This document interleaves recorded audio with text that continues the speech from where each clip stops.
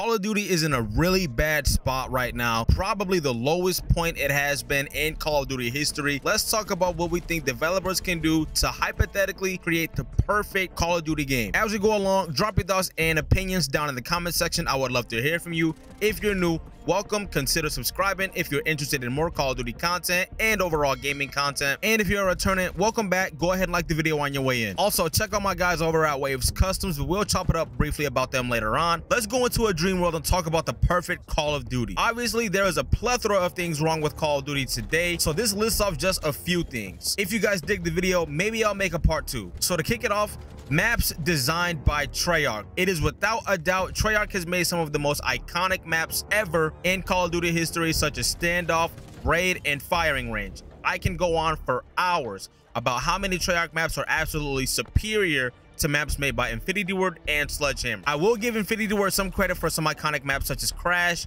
Terminal, or even Gunrunner and Hackney Yard. That being said, it seems that when it comes to Call of Duty maps, less is more. The maps that I named by Treyarch a second ago don't have any excessive features or structures that can inhibit your ability to see enemies or just navigate around the map efficiently. And most importantly, they are 3 lanes. Next, graphics and engine and audio by Infinity Ward. So within the last 2 Call of Duty games, I personally think IW does take the cake as far as aesthetics. Not that I think the Treyarch graphics were bad in the last 2 Call of Duties or anything, but I think they do look just a bit too arcadey for my liking. Also, if you asked me a few years ago about the audio, I would have said Treyarch has better audio, but I do think Modern Warfare 19 and Modern Warfare 2 sounds the most realistic in the audio department, which I do like personally. I do understand some players like more of an arcade-like feel as far as visuals and audio, and I do know developers took a different approach as far as audio in Modern Warfare 19 as well as Modern Warfare 2, but I want to specify as far as audio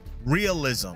I will say Treyarch has way better audio in a competitive aspect. So if we can manage to make both of these happen at one time in the audio department, this will be an absolute W. Next, bring back the classic prestige system. I know most of you know exactly what this is because I know most of us are relatively the same age, and we were most likely all playing Call of Duty during the era that I like to call the golden era of COD. And the classic prestige system made that era just so much better. This was an option available to players after reaching the highest level in multiplayer. For example, in some games, the level was 55, 65, or even 75. This gave us the ability to trade our rank for more incentives such as an extra creator class slot or even a prestige token in some games, allowing you to permanently unlock your favorite weapon or perk if it wasn't something you would get early on in the ranking system, while simultaneously resetting us back to level 1 though. I think this gave us so much more incentive to play the game and continue playing the game throughout the lifespan of the entire game. In Black Ops 2, I literally hit Master Prestige and made an entirely new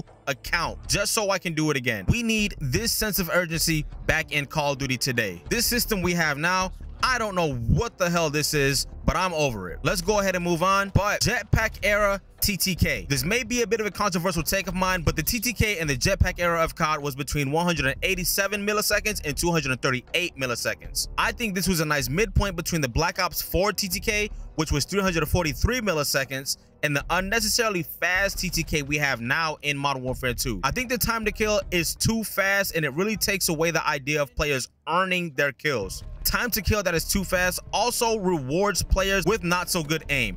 This minimalizes the skill gap. That is another thing I think we need more of in the current state of Call of Duty. But every new Call of Duty seems to be catering toward casuals and players that are just not very good at the game. But that may be a topic for another video. Let's talk about my guys over at Waves Customs for a minute here. Use Waves Custom in-ears for the gym, playing and recording music, and of course, gaming.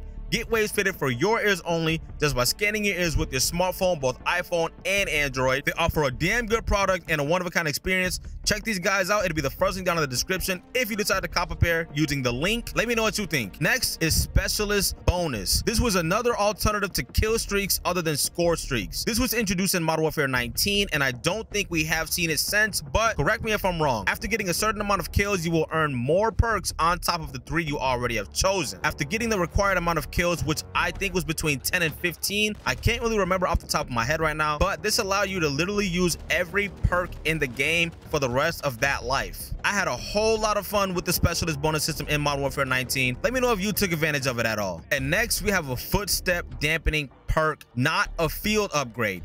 We absolutely need a footstep dampening perk for a perfect Call of Duty game. Why this is important? Because this will allow aggressive players like myself to be able to consistently make plays and not have to tiptoe around the map until a footstep dampening field upgrade becomes available. Overall, this speeds up the gameplay in Call of Duty and once again rewards players that aren't afraid to do the dirty work, like hitting flanks in search and destroy, or even hitting sneaky routes in respawn game modes like domination and hardpoint. Another thing I think we can absolutely use for a perfect Call of Duty is the pick 10 system, but in Advanced Warfare this was the pick 13 system. This is a class building feature in most of the Black Ops games that allow players more freedom to customize their entire loadout using 10 attachments, weapons, or perks. Some players sacrifice things such as weapon attachments for extra perks, which I think was an absolute W, and it absolutely kept the game a little more unpredictable. It seemed to just help make the game feel like your own personally. If there's anything that you think can make a Call of Duty game perfect, go ahead and let me know down in the comments. I can literally go on for hours. Let me know if you guys want a part 2 to this video. And if you dug it,